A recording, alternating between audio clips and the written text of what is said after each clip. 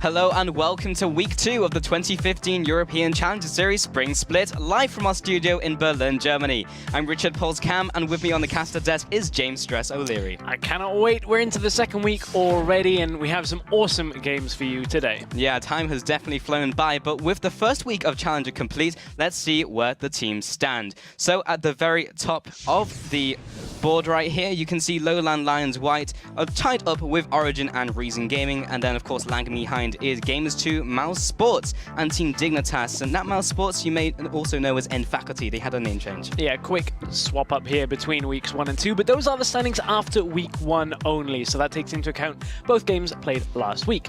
Of course, you saw that last week we just had 2 zeros all across the board, so it puts us at a pretty straightforward setup here for our standings. Yeah, you're either first or you're second. Yeah, indeed. And, you know, we're going to run through all of yesterday's results as well before each of today's games, so we'll update the standings as we go throughout the day.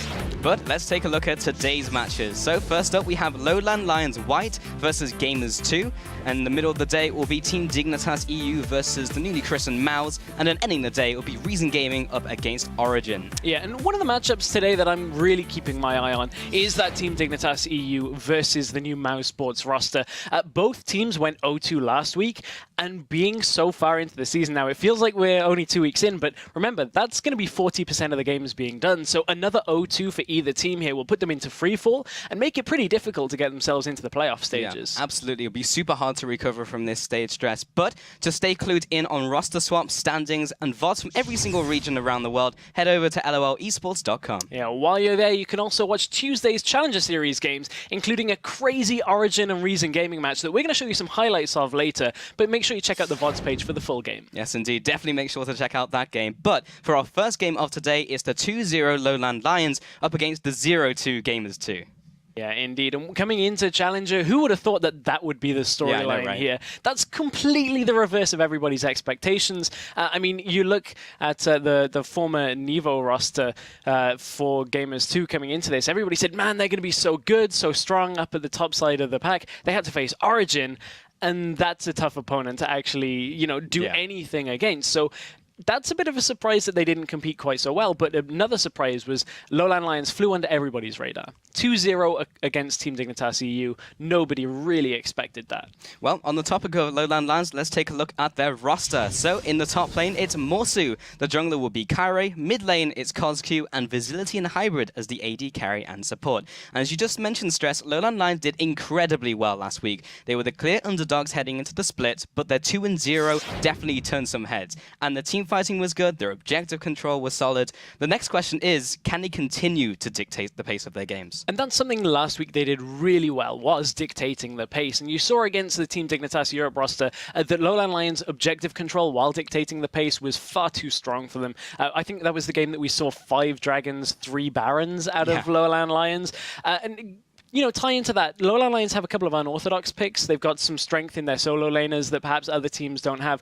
Speaking to European caster Strawberry, actually, about the LowLandLions, he was saying the Fiora bans that we were seeing throughout the qualifiers in the last week are actually against mid lane. And that's something that we don't see from any other team. So we'll see whether that happens again here today. Yeah, I mean, he was talking about how he's such a good Akali, but you can also add that Fiora to the mid lane roster as well for that guy. But their opponents, Gamers2, we take a look at their roster right now. Smitty J in the top lane, Gilius in the jungle, Ica in the mid lane, and G-Bus and Hiva kind of combine the two right there in the bot lane AD carry and support. And Gamers2 had a difficult first week facing Origin, as those two teams were heralded as the strongest moving into the split, and then the match itself would maybe even determine who would take the top spot heading into playoffs.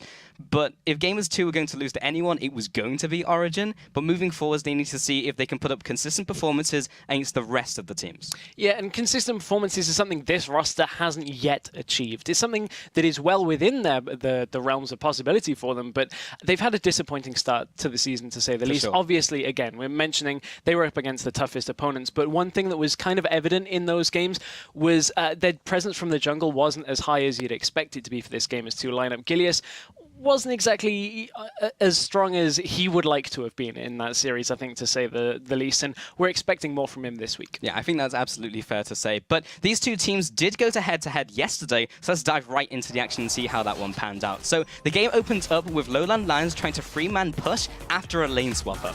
Yeah, and this was a non-standard lane swap as well. So they did the lane swap and then teleported Gnar down to the bottom lane, didn't have the jungler there for the four-man push. And this is a little bit risky. They had to push very quick, and then you have to kind of punish Gnar a little, Jax a little bit later to make sure he doesn't get any free farm. It got a little weird, but you can see what they traded here. So LowLandLions took the tower and the dragon in exchange for Gamers 2 taking a tower, and you'll see in a minute how they managed to punish the bot lane coming in here because they go a little too deep. As you can see, Kyrie comes in from the top side. This looks like a great gank, lands the cocoon, lands the venomous bite, and doesn't quite pick up Smitty. He even holds onto his flash as well. And then from the top side, Gilius closes in for the kill. He becomes in for good measure as well. Kyrie doesn't get away from this one. That's one dead Spider Queen.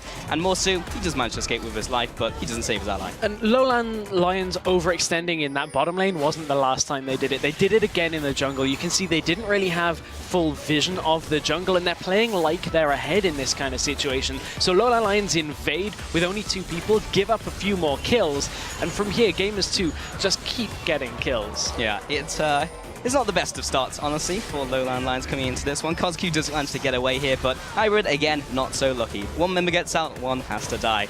But in the middle of the game, we saw Gamers 2 just engage right on top of LowLandLions, and this was an absolute whitewash. Take a look at Jeebus right here. Just one rocket, picks up a kill, goes in for the second, another, and comes in for the triple kill as well. And on top of that, they pick up an inhibitor following that 5-0 fight. Yeah, and at that point, Jeebus' stat line is 9-1-6 on a Jinx that's been ahead for the entire game.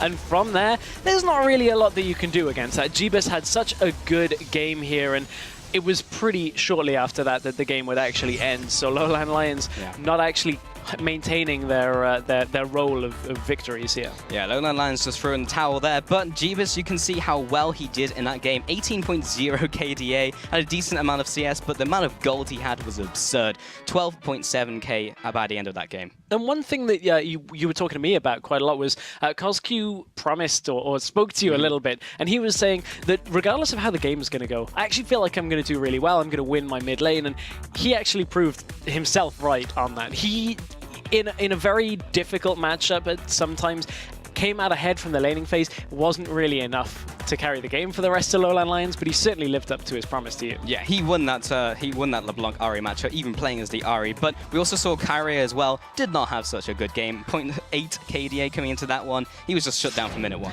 Yeah, and we spoke to him a little bit earlier from that game, and honestly, he built Warrior Enchant on Elise. So we're interested about this one. Twitter kind of exploded after yesterday on, hey, why did you build Warrior on Elise? It's not good, quite frankly, to be honest. And he was saying that, I kind of didn't notice myself. He was like, did I? So it was like, oh, okay, that explains quite a lot. I mean, it tells you a lot about how the start of that game went. They maybe didn't settle themselves coming into the game. It was a tough game, especially with that lane swap that they thought went so well, and then they dived and it didn't go so well in the end. But at that point, I think that just signals quite a lot about LowLandLions. Sure. At that point, they were maybe not quite 100% on what you're going back to buy. Yeah, definitely not entirely focused, I think is fair to say on that one, Stress. But in this matchup, our player to watch is that mid laner CosQ. And last week, CosQ put the Rising Star Senkux in his place and delivered a powerful performance both on Ahri and Lissandra.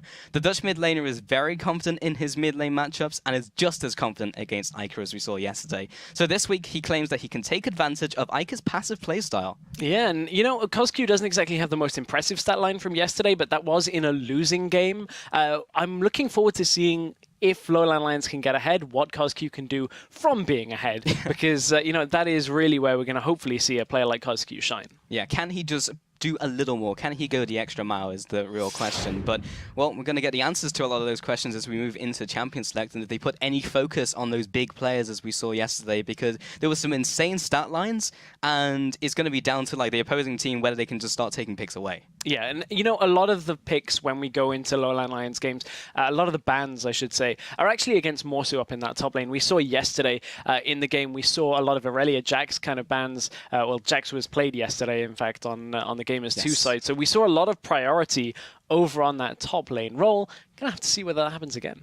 Yeah, and we will now move into Champion Select, so let's see what they do in terms of their bans coming out here. LowLandLions are now on the blue side as we do swap up onto Wednesday, and they have, of course, the very first ban, so what will they do with it?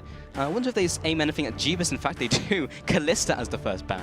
Yeah, the first ban straight out of there. Jeebus yesterday on Jinx. This time, Kalista not going to be available. We'll see what he ends up kind of defaulting to next, whether it'll be that Jinx again.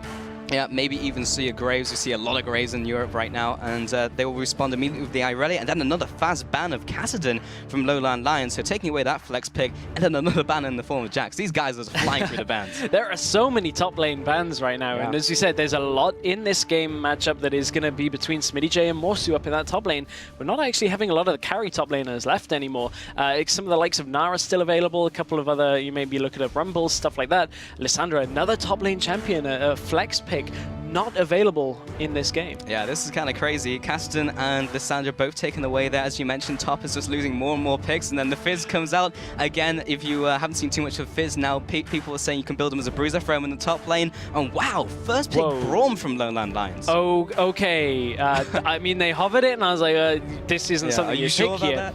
Braum this early on, there have been no support bans. And typically Braum isn't the highest tier support either. This is what you'd expect from a support lock with a Janna. In Korea a lot of the time, and you know, a lot of regions that high prioritize Janna. So this is super surprising that LowLandLions are saying, hey, we want our top our first pick to be Braum. Now what this will do is allow a couple more of the more overpowered, perhaps, champions, maybe not over, but stronger champions would be the right way of saying it, to filter through.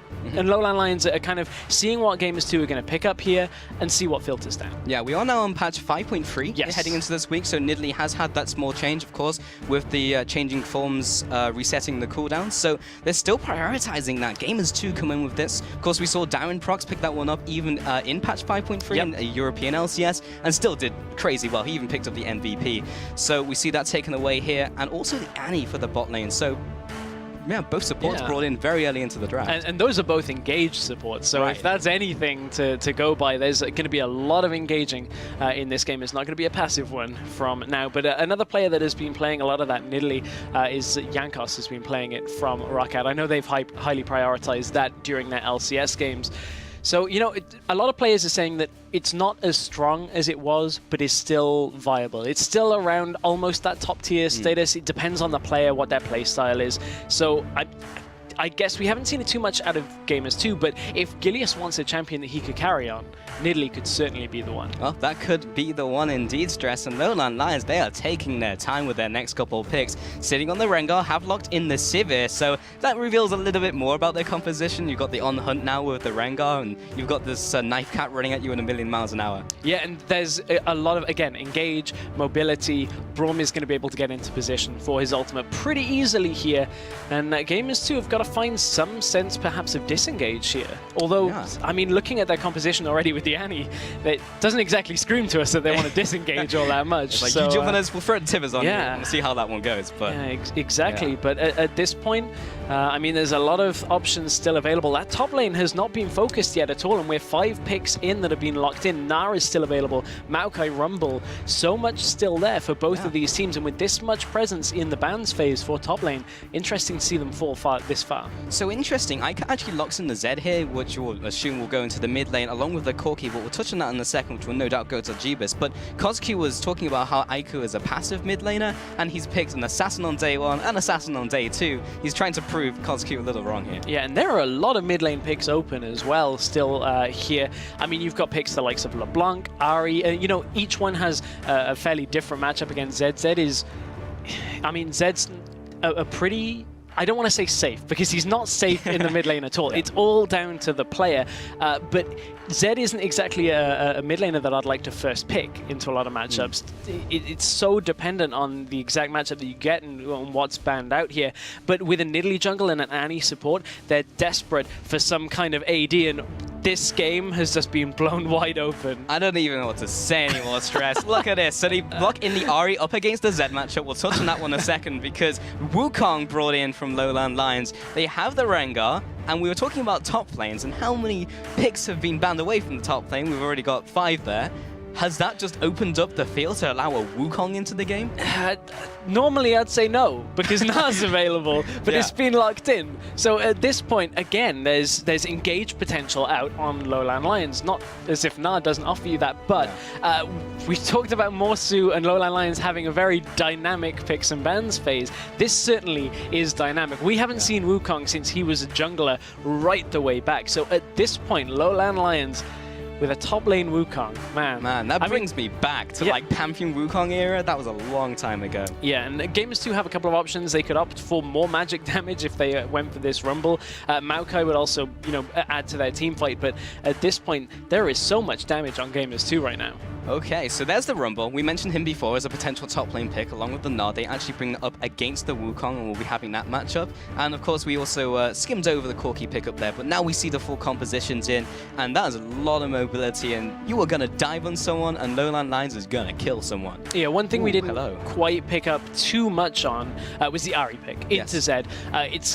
It was a skill matchup before the adjustments to Ahri. At this point, I have a fair amount of concern for Iker if he is fairly passive to play Zed into Ahri, but that matchup we're going to have to keep an eye on. It's going to be to do with who roams and who can shove the other in first. Normally Zed's pretty good at shoving in against other champions, but as for the team compositions, as we said, engage completely in the favor of LowLandLions when it comes to when they start the fight, that's great, but then you look over on the side of Gamers 2, they've got the Equalizer, they've got a lot of siege potential as well when you take a Nidalee and a Corki into account. There is just so much in this game that I cannot wait to get talking about. Yeah, it's going to be absolutely insane. I really want to see how this Wukong turns out. And you heard me say, oh, hello, at the end of that. I just wanted to see if they actually swapped that into the right position. Right, because they moved the Wukong into top lane. And we were talking a little about the Wukong jungle, at least I was anyway, but they swapped that at the last second. So. Yeah, I guess maybe I was a little unclear on that.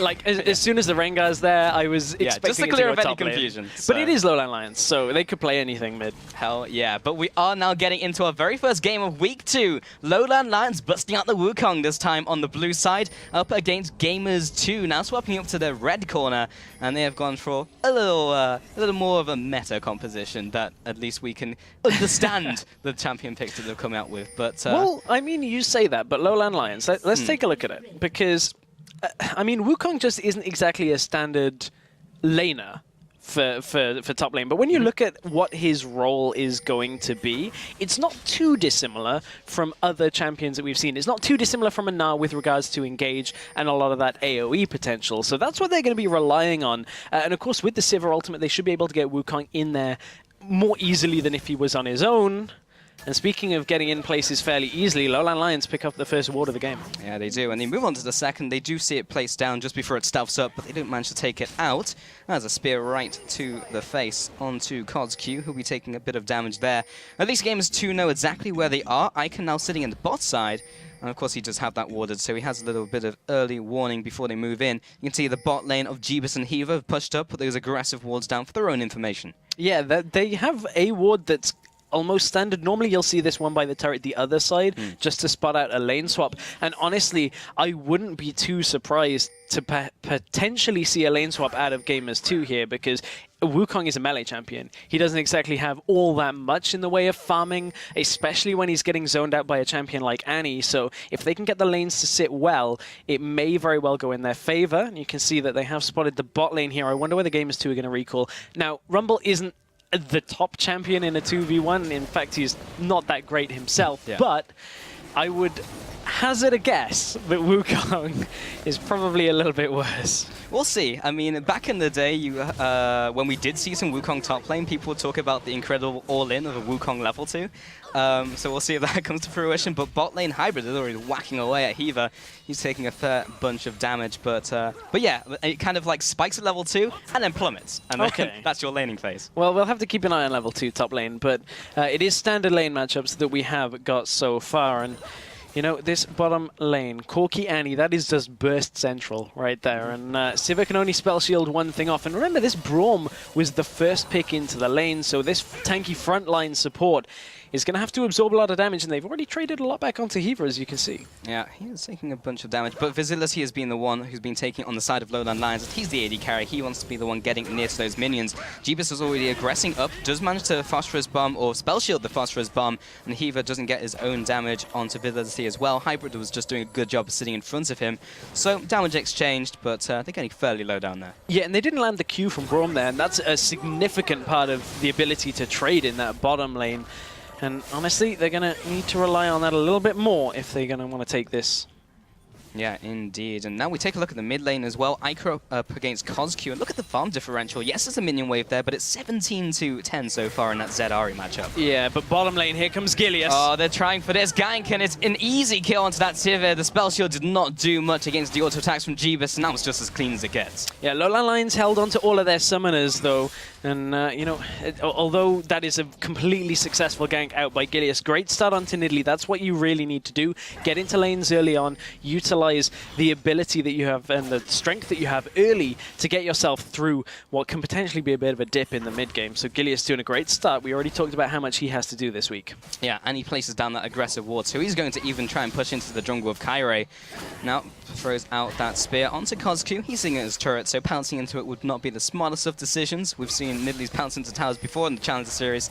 Not worked out so well for some other people. No, it hasn't. But what is working out pretty well is this Zed into Ahri matchup here for Iker. And we said Iker's normally a passive play. He's controlling this early game as you'd kind of expect here, being able to shove in a lot, and we'll have to see if Iker can get a lot of damage and force CosQ back before 6, but something's going to help with that with Hiva roaming up. Oh, what are you doing here? CosQ is a little confused as he just wanders into the Dark Child and then has to head back to his turret. He'll be burning his flash very early into this game. And these are great little trades here for Gamers 2. Getting summoners, getting a kill down in the bottom lane, this is exactly what Gamers 2 need to do with this composition, because if they don't get significantly ahead, they're going to end up falling behind. But top lane... Oh, Gilius, the patient hunter, he was ready in the bush, and they put all that damage onto the clone from Morsu. That was, they must have known he was standing still for a reason. Yeah, I mean, Gilius, a lot of that was from swipe during that damage, but look at Morsu. Every time he goes in, yes, he is getting the farm, but he's taking a lot of damage, and he's had to pick up a flask and potions to begin this game. So, again, I'm desperately keeping an eye on this top lane to see exactly how it's going to go, because, oh, mid! Oh, Iker right underneath CosQ, but he gets charmed. He'll be taking one more tower shot. He'll die for that. Turns into a 1-for-1. That was extremely ballsy, but good charm in the right place. Good charm, great charm, keeps himself at least in this matchup here with the 1-for-1 trade. Iker used everything, was not level 6, and he'd already had an advantage, so, you know, that's a bit of an obscure timing to go in. Normally you'll just see a Zed wait until 6, because he gets all that extra damage and just pretty much gets a near free kill. Exactly, he gets the way out as well, so Iker knew he could get the kill. I don't think he was expecting to die for it. Yeah, it's like, I have the first part of my plan, which is kill him. I don't have the end of my plan. And that's what we saw right there. Stage 3. Stage 3 indeed. Jeebus and Hiva have returned to lane in the bot lane, and they not only have the extra kill, but a large CS differential. He went back to base and now has the making of his phase.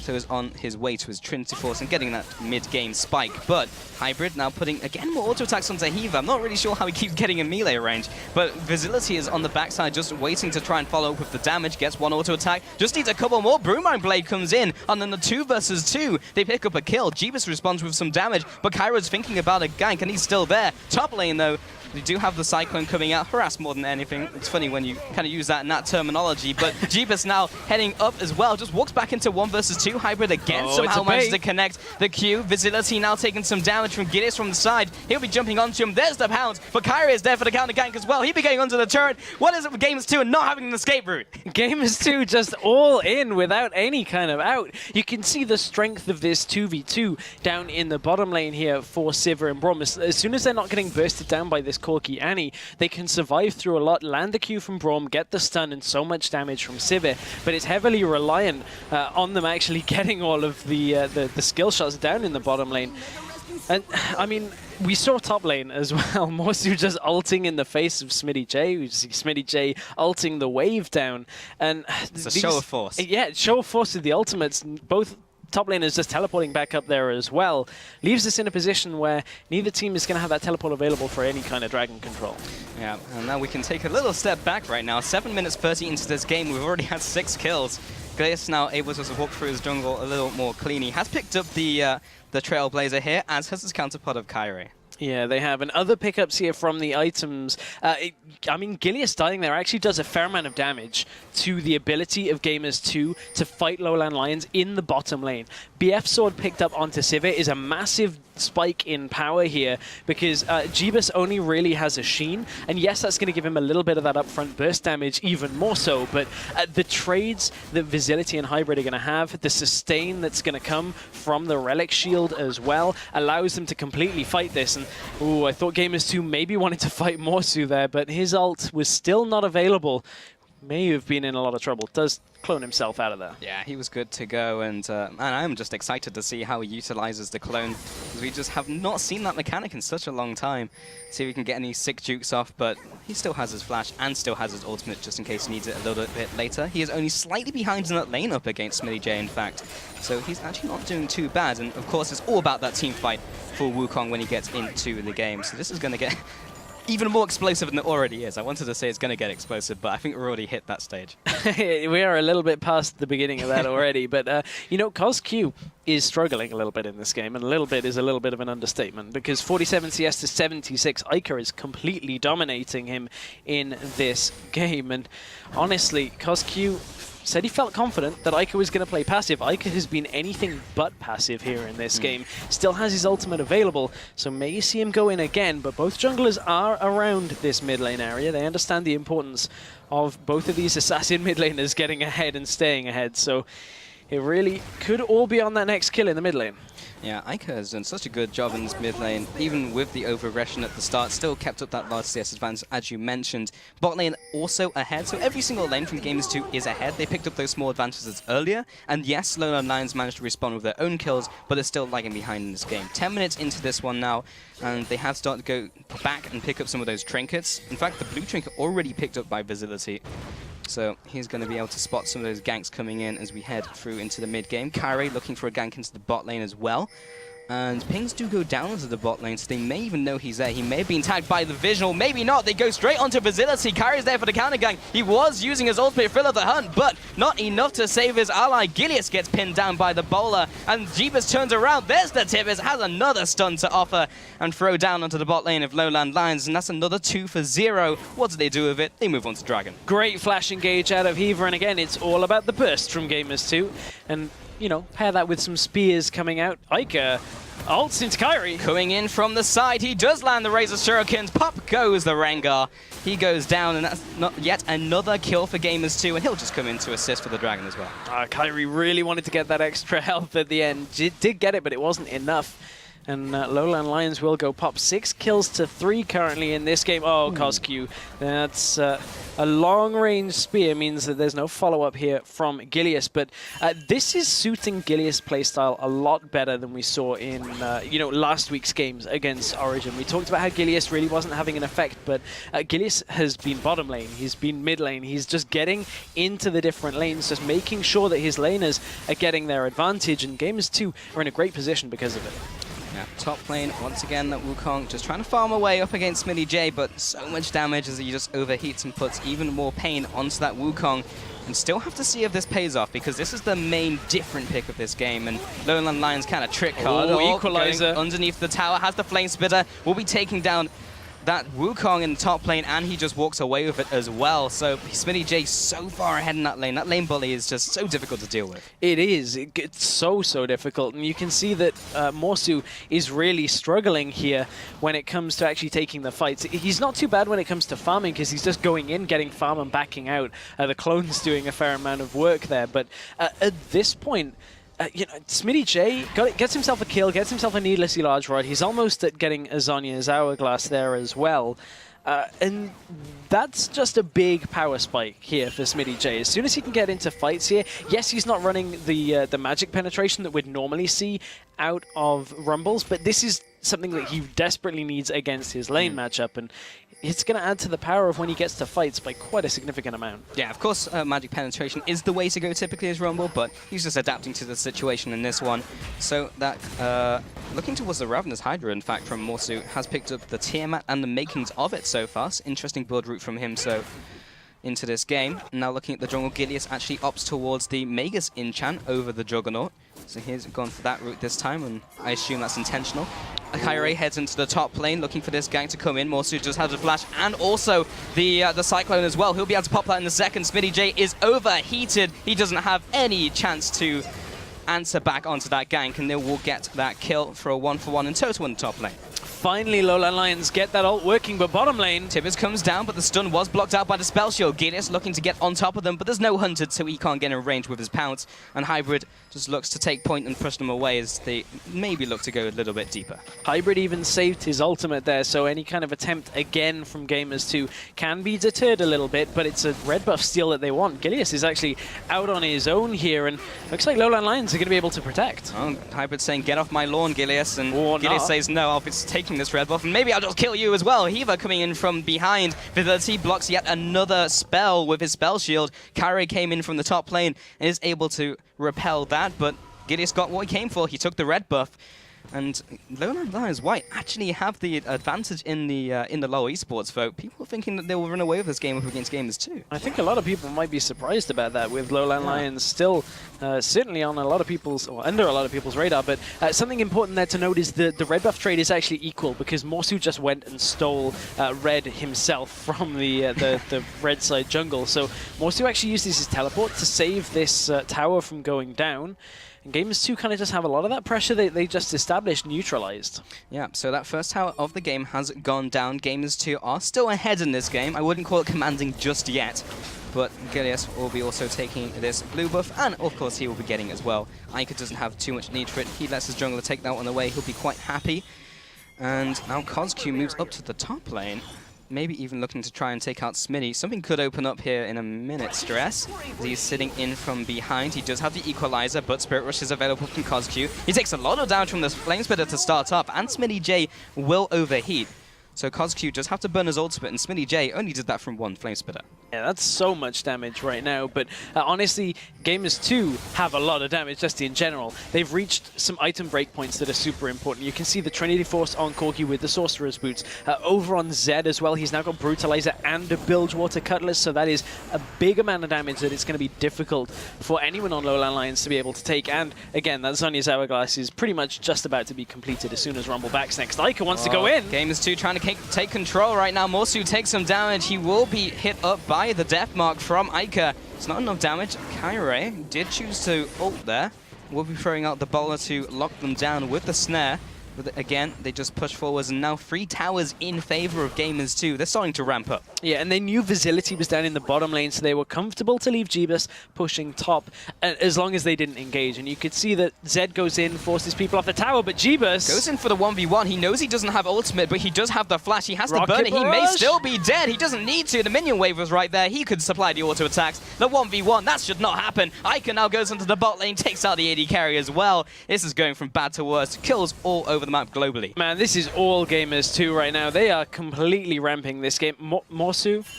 Okay, Morsu, you're in enemy lines there. Wrong side. I mean, the decoy only lasts for so long and can't really do do that. Yeah. So and I mean, reveals stealth. They get a turret in the top lane. Sneaky. Morsu's trying to just sneak around here in the back of the base. It's Sure, I guess it was a good attempt. He knew that Ica had used his ult and used his ignite, so the likelihood of Ica actually killing him was on the lower side of things, but you have to get there first. Also true, but Ica had a million and one ways to just walk away. But he, from what seems like a very strange play, Morsu gets a turret. He does. And that is actually a pretty significant thing. It's the first turret here in favor of LowLandLions, so while he wanted the kill, the turret is far better for his team, gives them that extra gold. And Dragon has spawned, so this actually now creates a little bit more pressure onto Gamers 2 to take this Dragon. They have to secure the area with wards first, and neither team has really had too much vision control around this Dragon. I mean, there is a ward in the back of this Dragon pit that Gamers 2 has not cleared. It is just at the top edge of the scoreboard. There, you can see the help. So, I mean, Gamers 2 know they can do this because they can see the mid lane. They've had enough vision control of the jungle, so this time they're safe. But, you know, by no means have Gamers 2 completely controlled the vision around that area. Yeah, in fact, Gamers 2's vision game has just been kind of on point in this game. The amount of pink wards going down right now from LowLandLions, all defensive, and in fact, they're being cleared out as well. Gamers 2 putting all of these green wards down now into the opposing jungle. They're just doing it by the book, taking the dragon, putting down the vision. They have an absolute stranglehold over this game right now, and it's really just kind of flipped a switch over the last couple of minutes. Yeah, I mean, their vision is pretty much deep into the LowLandLions jungle. You can see they're even establishing more pink wards here deeper in, and they're going to be able to get turrets from this because now they can track the entirety of LowLandLions coming. They know they've got to force LowLandLions to go through their own base or through the safer, even deeper parts of their own jungle, and that means the travel time between towers to defend is so much greater. So Gamers 2 are just going to choke out LowLandLions for a little bit here and just take the outer towers down, and that is almost where we find ourselves. Well, Kari tries to get a pick in the mid lane and does a whole lot of not very much. Smitty J will shrug that one off and be quite happy with it. And even them taking the direct route, LowLandLions was still slow to stop them at that bottom tower. So even if they took the safe route, they would have been even nowhere close. And Gamers 2 will just do the same thing in mid lane, just go from lane to lane to lane, picking even more up. And LowLandLions, they've got to do something to stop the bleeding, but they're just not strong enough to take them on in a head-on collision. Yeah, and their team composition wants to fight. That's the problem here, is they want to fight, but they're behind. So without LowLandLions getting a couple of picks here, there's really nothing that they can do against Gamers 2 to engage because of how strong Gamers 2 are right now, that the counter-engage will completely wipe them off the map. It's a tough spot for LowLandLions to be in, but they know that Jeebus is not really with the team right now, and LowLandLions may be looking to fight. They do land the Winter's Bite coming in. Morsu looking to Gib Heaver. He gets him down, but that was a lot on one person. Ica now hits onto the back line along with Smitty J. He's already used his equalizer. They take down the bottom lane duo. Jeebus will come in with a response as well onto Morsu. A 3-for-1 in total. And the rest of the Roaches scatter. That is a risky way to go, CosQ. Oh. You have to walk around. He does. He's got to take the long way around. No chance of defending this turret. And even though Jeebus was a tiny little bit later into that fight than Gamers 2 would have liked, they actually only traded Heaver away from that. And Heaver didn't actually use anything in that fight, is another key thing. Flash and Tibbers still available for the next engage, so we'll be able to see that in the next one. But this was the fight that just happened. Heaver instantly gets taken out of the map. The equalizer was already gone, but Gilius manages to get himself out. Jeebus just takes down Braum, and look at the damage. This is a Corki that is so far ahead in this game. He's 6-0-1, pretty much on track to replicate yesterday's performance where he went legendary on Jinx.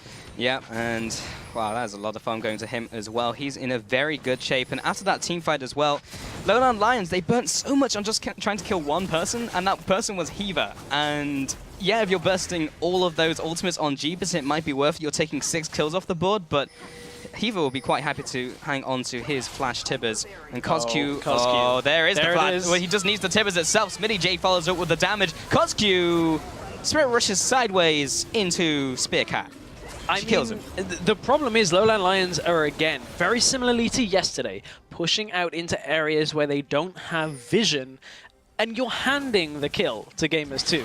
You're saying, hey, I'm an Ahri, I've still got Flash and my ult available, but I'm going to walk up right next to you, so that by the time I Tibbers you, it's already too late. Yeah. We can already just take you away, and Gamers 2 will, every time that happens, go, okay, let's take an objective. Or they should do, but they're kind of angling towards Baron, but I think they're obviously waiting for Jeebus, and they're buying time for Ica to split push down in the bottom lane, because really, there's nobody that can duel Ica. So this is just a patient play here from Gamers 2 to say we need to get everybody in the right position, and then we do the objective. Yeah. Who do we sacrifice to Ica? And here we go. Yeah, because now there's 2 people in the bot lane trying to defend. Only now does Cairo rejoin the rest of his team in the mid lane, but they have such a hold over the vision in the top side of that blue team jungle. This is the safest Baron there ever was, and now they only maybe think, maybe they could be on Baron. They ping it, and it's just too late. Yeah, that's...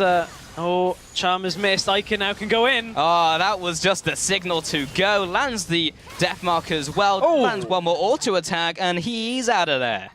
And it was all on the Charm. All on the Charm. I mean, Ica is in a situation where there's a lot of people after him here. Teleport Come on, coming Ica. through. What can you do? Oh, he nukes down Hybrid. He takes one more with him. That's a 2-for-1 so far. Smitty J joins the fight. He goes 1-on-3. There's the Zhonya's. How much can he do turning this one around? Kari sticks around, tries to take down the minions. Doesn't have enough damage with the flame team's spitter. coming, though. The rest of the team, they all stuck around. Now Heaver comes in from the backside. Flash, Tibbers goes down, and Jeebus is there to clean up. He offers the damage. He picks up 1, 2, make that 3, and that is the clean ace. Well, 5 for 2, clean as it gets. It's not for Gamers 2. It is Gamers 2. They a little overconfident on that ace. I mean, taking it all the way back, CosQ, if you're in a situation where you need the charm to hit in order for you to completely win that fight without completely losing it, maybe you shouldn't be in that situation because Ica is incredibly strong, is all I'm saying.